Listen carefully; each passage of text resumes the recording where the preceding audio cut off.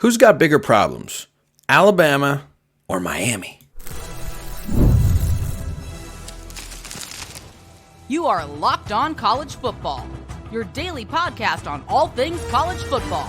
Part of the Locked On Podcast Network, your team every day. Welcome, everybody, to another episode of Locked On College Football. I'm your host, Spencer McLaughlin. Thank you so much for making this your first listen or your first view every day. Part of the Locked On Podcast Network, your team every day, and your daily source to stay up to date with the biggest stories in the greatest sport on planet Earth. This episode is brought to you by our friends over at Game Time. Download the Game Time app, create an account, use code LOCKEDONCollege for $20 off your first purchase. Is Washington going to have another win that no one expects them to get in the Big Ten? Who are the biggest winners and losers and everything in between from this past week 6? That's all coming up on today's show. But I was thinking about this question because Miami and Alabama played two of the most exciting games of the season. Not just of the week. Everybody gets that. Of the season in recent memory. 35-10, no problem. Vanderbilt beats Alabama.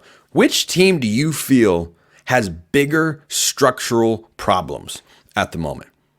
I can honestly argue this either way. I lean towards Alabama, and here's why.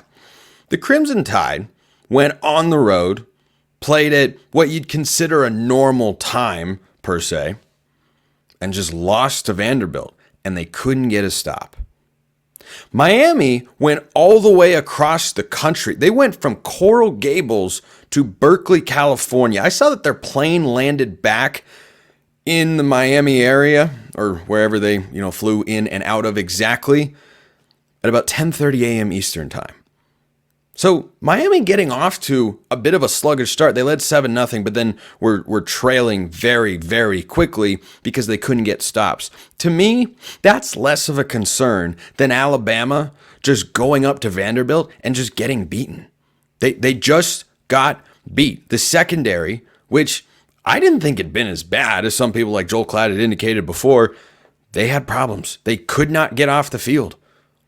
It was not just the final drive of the game. It was not just the scoring plays and the clever play calls from Vanderbilt. It was 3rd down and 7, 3rd down and 9, 3rd down and 10, or what have you, and the Alabama defense couldn't get off the field. Vanderbilt ran the ball with more success than I thought they should have, but they threw the ball with more success than I thought they should have. And so that's the first reason that I give more of a pass to Miami, who, by the way, won the football game. Do you think Miami and Cal, or Vanderbilt and Cal rather, are in the same category of football team? Because I do. I think Vanderbilt is a pretty solid team. I watched them beat Virginia Tech in overtime many, many moons ago, but that was in this 2024 college football season, of course. And I know they lost to Georgia State, but Vanderbilt also went to Columbia, Missouri, and pushed the Tigers into overtime. So I have seen more to make me think that Vanderbilt is better than a lot of people think traditionally because they, often catch strays on shows like this one because they haven't been any good for quite some time. I think they're just a little bit better, and Cal is, they're Cal. Cal plays to the level of their competition, whether that's Florida State or Miami. So Miami won the game, first of all, made the plays that they needed to when they needed to, whereas Alabama did not. And I think Miami had a much more difficult road game than Alabama did going to Vanderbilt. It was a construction site there in Nashville. And yet, it's an even bigger one because the goalposts came down. The second reason I land on Alabama having bigger problems here, and I'm not selling my tide or selling my stock in the Crimson Tide. I'm not doing that in any way, shape, or form. I don't know that Alabama is going to lose another game this season. Sometimes a loss like this can light a fire under a team. I'm going to talk about Ole Miss a little bit later in today's show. You think they beat South Carolina 27-3 if they don't lose to Kentucky the week before? Look, I'm not saying I endorse everything Emperor Palpatine has ever said, but boy, he was right when he pointed out that anger gives you focus. It allows you to focus and direct your rage and all of your attention and make you do anything to accomplish the goal that you set out to accomplish originally. So I wonder how Alabama responds. And speaking of South Carolina, they play the Gamecocks At home this week, they're more than 20-point favorites. So, no way they lose that football game, right? Like, that's not going to happen. I don't think it's going to happen. I think Alabama's going to figure it out. But they have to a lot more than Miami. Because Alabama's schedule goes something like this. South Carolina at home. Miami plays at Louisville. Now, that's not an easy football game. Louisville, however, is kind of what I thought before the season. They're 8-9 win team, not 10-11 win team. That's still a team you can lose to because Cal's going to be around a 6-7, maybe 8 win team, and Miami could have lost that football game. But Alabama plays South Carolina, then they play at Tennessee, back-to-back weeks, and then they host Missouri. I think they'll be okay. Missouri had their record inflated by a very easy schedule. Missouri is a fine team, but Missouri's Chipotle. There's nothing wrong with them. There's just nothing spectacular about them either. They're just kind of there. They're just there if you need them, if you want them. It's good, it's reliable, it's solid, it gets the job done, but it's not where you're taking a girl out to dinner to impress her. That's not what you're doing. At least, I hope not, fellas. Come on now. Tennessee the following week, host Missouri at LSU. At LSU before they host Mercer, good old SEC cupcake, at Oklahoma and host Auburn. I don't think Auburn's going to be a problem. I don't think Mercer's going to be a problem. I don't think Missouri's going to be a problem. I think they'll be okay against South Carolina. So Alabama's season is going to come down to how they will respond and then the 3 road games that they will play. Am I worried about Oklahoma? Not particularly. Am I worried about LSU? Yes. Yes, I am. If I'm Alabama, I'm very worried about LSU. Some people who predicted Alabama's record before the season on, this show, maybe, thought before the year that was one of the games Alabama would lose at LSU. I'll tell you right now, I haven't wavered off of that prediction just yet. I know you all sold your LSU stock because they lost to USC, but check out what they could do this week against Ole Miss. If they win that football game and send the Rebels season onto the brink of not making the college football playoff and making everyone in Oxford wonder, are we ever going to be able to get ourselves to that college football playoff national championship sort of level if we weren't able to this season? Just watch out for LSU. And win or lose in that Ole Miss game, I don't have a pick yet. That'll come later this week on the show. I had a feeling before the year, but we'll see. I'll do a little digging. I'll talk to some folks who perhaps know more about those teams even than I do because, we have those here at the Locked On Network and see what transpires this week. But LSU, I'd watch out for that game. At Tennessee, I'd watch out for that game. If you can lose to Vandy, who can't you lose to? But those are the reasons that when I look at what Alabama has to deal with versus what Miami has to deal with, I'd pick the Hurricanes to make the playoff. Certainly part of that reasoning is that they didn't lose a football game that they should have lost. But both games showed very clearly that these two respective conference title contenders have structural issues that have to be resolved. Who's got the easier path to resolving it? That answer, to me, very clearly Miami. So the Hurricanes, they keep finding ways to win. That's a skill. That's not something that is inherent in a program. Certainly it wasn't with Miami when Mario Cristobal got there. But they're figuring out how to win football games. Winning is a skill. You can ask any football coach, they'll tell you that, or any coach at the Division I or professional level. Winning is a skill. Miami clearly has some level of that. I don't know how high it goes, but they have some level of winning as a skill that makes me look at them and go, they don't have to play their best football to win. And that's a good thing to be able to say. Let me know your thoughts in the YouTube comments or hit me up on X, formerly known as Twitter. By the way, I don't think either of these teams are winning fewer than 10 games in the regular season. How many is Washington going to win? Are they going to beat Iowa this week?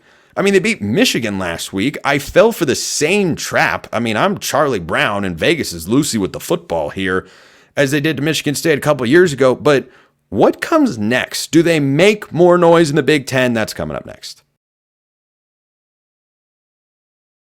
First, let's talk about LinkedIn Jobs. When you're hiring for your small business, you want to find quality professionals that are right for the role, and that is why you have to check out LinkedIn Jobs. LinkedIn Jobs has the tools to help find the right professionals for your team faster and for free, which is a super cool price. LinkedIn isn't just a job board, folks. LinkedIn helps you hire professionals you can't find anywhere else, even those who aren't actively searching for a role but might be open to that perfect job. In a given month, over 70% of LinkedIn users, they don't visit other leading job sites because they know where the bread gets buttered. If you're not looking on LinkedIn, you're looking in the wrong place.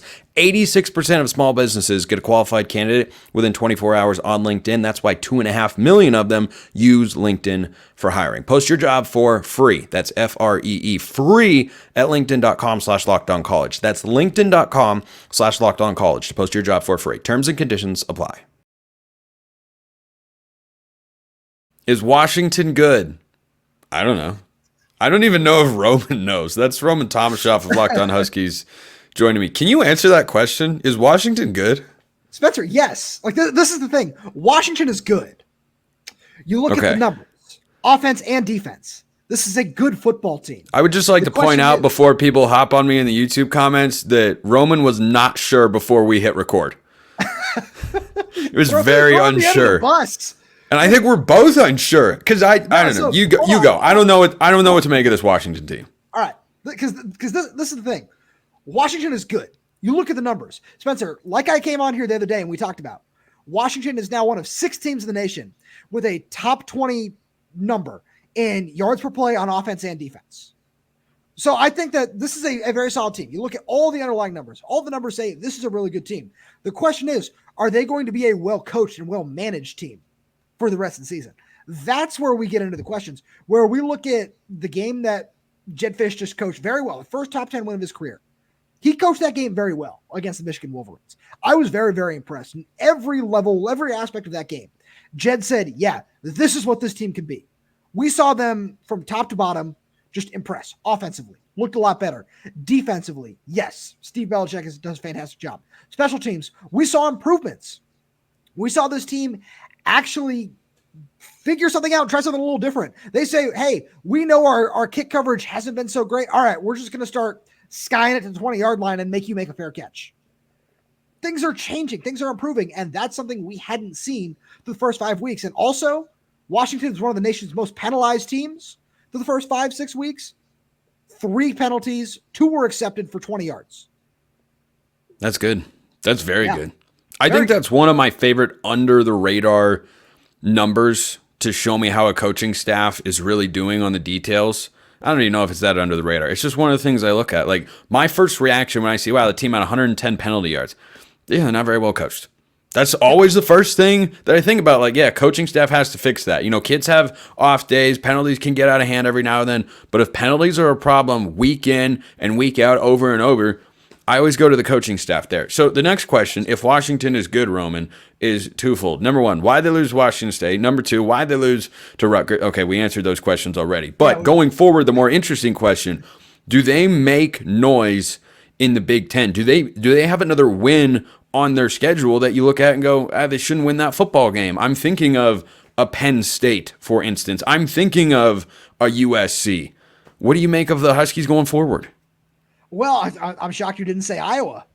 We're getting to Iowa. We're gonna get to Iowa. We can't leave out Iowa. You can never leave out Iowa. They're the first caucus state in the presidential elections. That's very true. All right. Maybe is the thing where I look at not Penn State. I look at the USC game and I say, what's that going to look like? Shout out to Lincoln Riley for that just absolutely horrendous answer, one of many that he gave in his press conference after the Minnesota loss. But which one? I missed that quote. Which one? It was I'll have to find it for you. It was something about a player was asked, "Hey, what was your view of that touchdown?" And he was like, "What a terrible question!"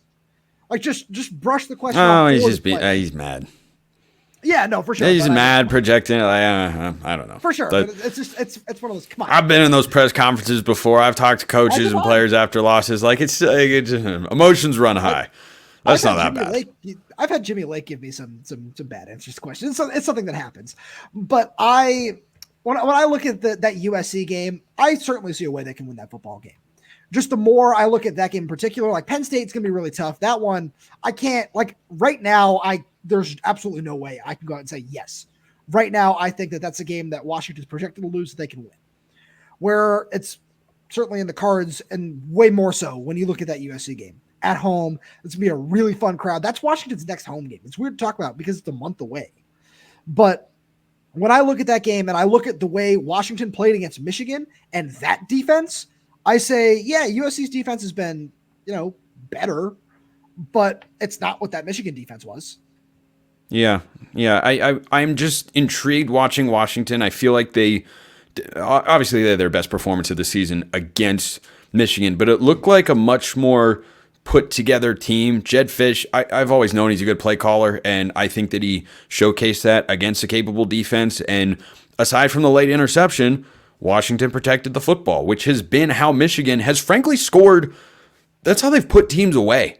That's how they beat USC. That's how they beat Arkansas State. I like that. Like, this is just what, pretty sure it's Arkansas State. Like, they've been putting together defensive touchdowns, and Will Rogers was able to avoid that. And lo and behold, the defense for Washington, you were on this before the season.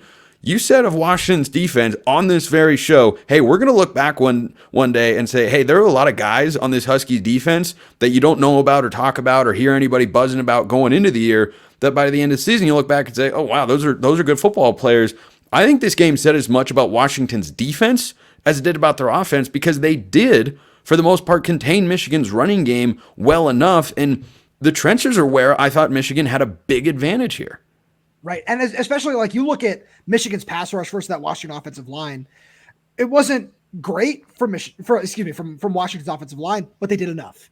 And then you look on the other side of the ball. I talked to Voit Tanufi, who did a fantastic job forcing that fumble on Jack Tuttle in the fourth quarter.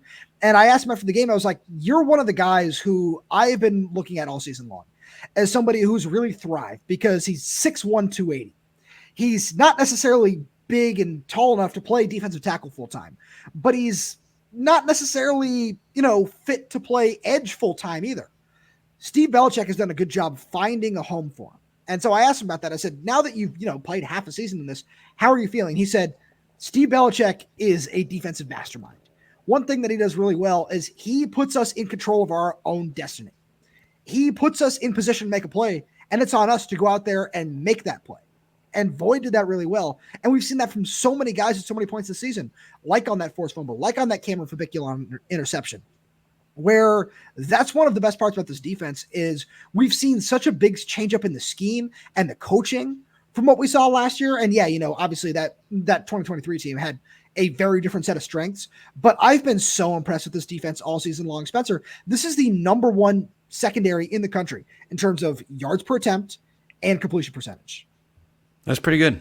I think that's pretty darn good. The irony that I felt watching this game was that Michigan doesn't need Cam Ward on the other side. They just need Will Rogers, for instance. Right. Like, if they had gone and gotten him out of the transfer portal when DeBoer left for Bama and Rogers was like, I don't think I'm staying in Washington anymore, I think Michigan would have one loss at most right now. Maybe they don't beat Texas, but I think Will Rogers would have been the difference in this game. And that quarterback position for Michigan, thought it might be a problem coming into the year. Turns out it's a pretty big issue. But I want to close with this, Roman. Washington goes to Iowa this week on the road.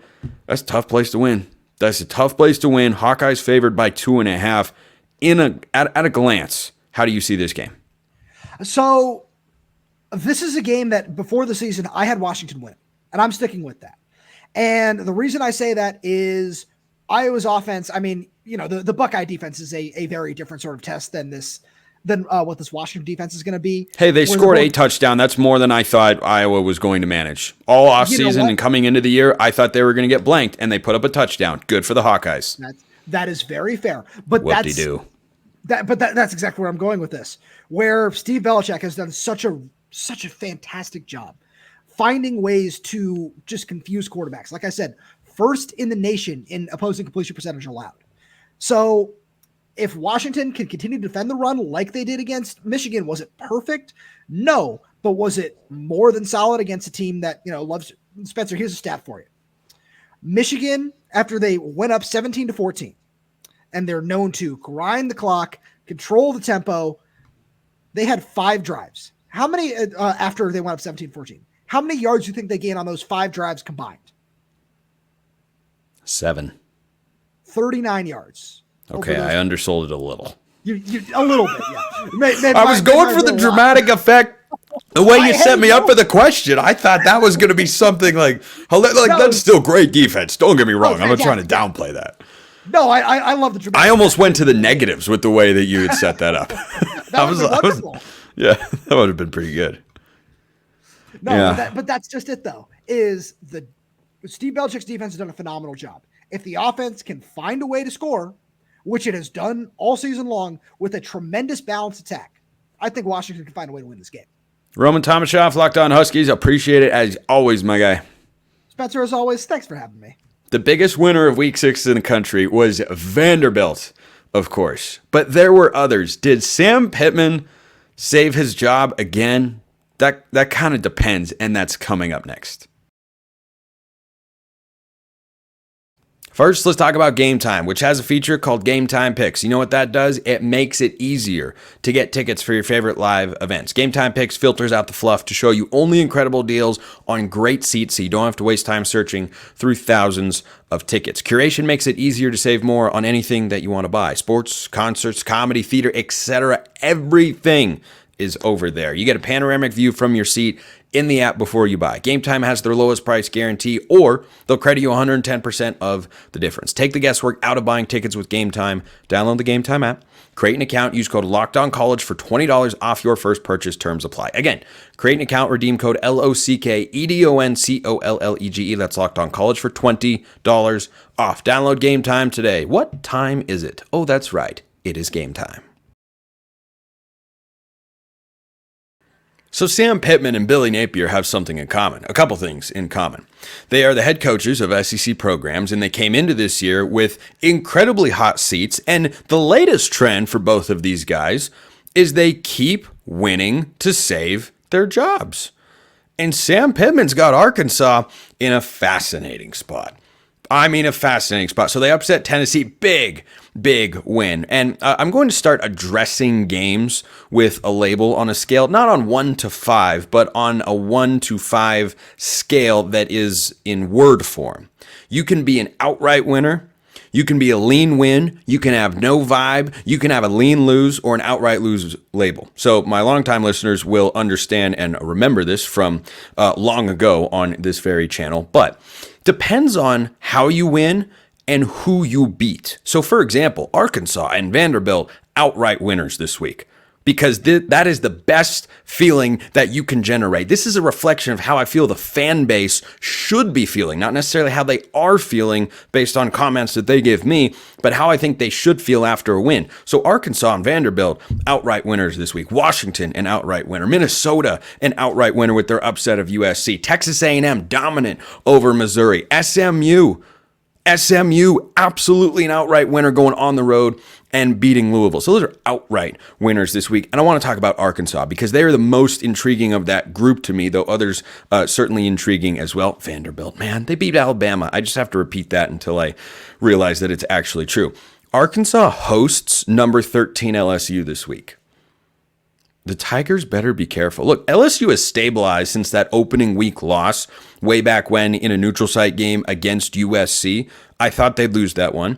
I thought they'd win every game on their schedule up until this upcoming stretch. And before the year, I had the Arkansas game down as a win, even though it's on the road. And I'm just saying, Sam Pittman is about to play 4 of his next 6 games at home in Fayetteville. There's a lot of home cooking there for the Hogs. I don't know how many wins he needs to keep his job. Really seems like he's going to get there. I don't know if they beat LSU this week. That prediction comes later. But then it's Mississippi State on the road. Then it's Ole Miss in Texas. Don't tell me that they couldn't beat Ole Miss. If they can beat Tennessee, they can absolutely beat Ole Miss. And heck, you never know how Texas is going to be playing at that time or if Quinn Ewers will be healthy enough to play quarterback in that game. Then they play Louisiana Tech and Missouri. So Arkansas, I feel incredibly confident saying they're making a bowl game. My question is, how many wins beyond that do they go? Do they have another upset in them?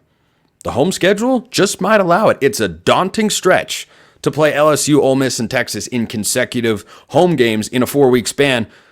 But I'm just saying, they did it once. Could they do it again? He's kind of saving his job. So those are some of the outright winners from week 6 across the wonderful world of college football. In the lean win department, these are fan bases that I think should feel good, that performed well, but should not be jumping up and down because, oh my gosh, they won a huge, wildly important game. Ole Miss is in this category. Miami is in this category. Texas Tech, Florida I was talking about Billy Napier, and I'm going to talk about him more right here because I asked this question going into last week. What if Billy Napier just keeps winning? I thought Florida would lose this game. I might stop picking Florida Gators football games that are of consequence because I can't get them right. I can't get a pulse on what Florida is. But right now, they're a team that has one more win than they had going into week 6, and they beat UCF on their home field. It's got to win him some brownie points. I don't know how many, but it's got to do something. So that's a lean win for Florida. Ole Miss, this is again a lean win, not an outright win, because I expected this from Ole Miss. I thought they would go into Columbia, South Carolina. I thought they would win. I thought they would cover, and alas, they did. They did it in even more dominant fashion than I thought they would. The defense responded. The offense put up 27 points. Ask LSU how easy it is to go play at South Carolina. It is not. That's a solid win from Ole Miss. That's a good bounce back performance. I think Rebels fans should feel good going into this week. Not great because you have that Kentucky game in the back of your mind.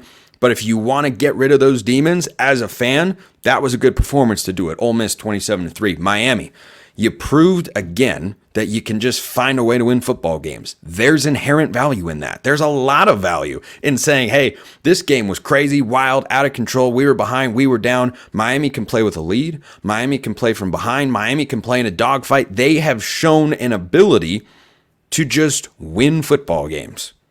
That's going to bode well for a schedule that is pretty darn favorable for the Miami Hurricanes, Mario Cristobal and company. This one was close to an outright win, but there's still more work to be done, and that's Texas Tech. Red Raiders, I thought they'd go into Arizona and win, which is why I don't have them in the outright win department, because if I expect you to do something and you do it, you can still feel good about that. It doesn't mean that you get to go all the way to the top of the summit as a fan base, in my view, and say, oh my gosh, we're jumping for joy here. Arizona's a fine team. They're not a great one, though, but Texas Tech, 3-0 in Big 12 play. I don't know what more you would have wanted if you're Joey McGuire and company, or if you're a fan of the Red Raiders. Texas Tech, they got blasted week 2 against Washington State. They almost lost to Abilene Christian week 1, but they've stabilized things. They've been playing better defense. Barron Morton and the offense have been productive. They have been clutch. They iced the game on the road in Tucson. Not always an easy place to go. So that's a good outcome there for Texas Tech. Then the next label that you can get is a no vibe, where you just kind of played. There was just a game, a score, an outcome, and I don't have a new opinion or any new information because it's about what I expected. Georgia beat Auburn 31-13. No vibe. No vibe. Georgia's just, there's nothing wrong with no vibe. It beats having a negative vibe, which plenty of teams have got after the week 6 performance. But Georgia is fine. It's fine. They're capable, solid. Penn State. I almost put Penn State in the lean lose, but the game wasn't as close as the final score indicated. UCLA scored with less than a minute to go. I did think we'd get more out of the Nittany Lions offense against that Bruins defense. This game was at State College. Penn State should have been able to put up maybe another score or two, but again, it was 24-3. It was never a close game. I knew Penn State was going to win, but the offense took longer to get going than it should have. But no vibe. Oregon, same thing. Dylan Gabriel throws 2 picks in the end zone. They win 31-10. They win. They don't cover. The game was never in doubt. They were clearly the better team. Like, that's an example of a no vibe. It's like, there's nothing wrong with that. There's nothing wrong with being there. Some of the best teams in college football, I'd give you a no vibe label after every single game, just about, save for a few big ones. I mean, Michigan, Ohio State the last few years have only played a handful of meaningful games until they met each other at the end of the season. How many teams out there would like to be Ohio State and Michigan? I imagine the answer is a lot. So those are just a few of the many no vibe teams this week. Lean lose. This is a mood where you're not feeling good, but you're not feeling as bad as you possibly could. Season hasn't come to an end. UNLV tops this list. Disappointing game. They had the game-winning interception against Syracuse twice. And now the Rebels are back out of the top 25. All their goals are still in front of them, but that was a disappointing game to lose at home. Had a real chance to bolster the G5 resume. Could that come back to haunt you later in the year? We'll see. Depends on how the Group of 5 champions play out and where everybody gets ranked. Do Army and Navy keep things rolling? Does one of them wind up with 0 or 1 losses going into the conference championship game?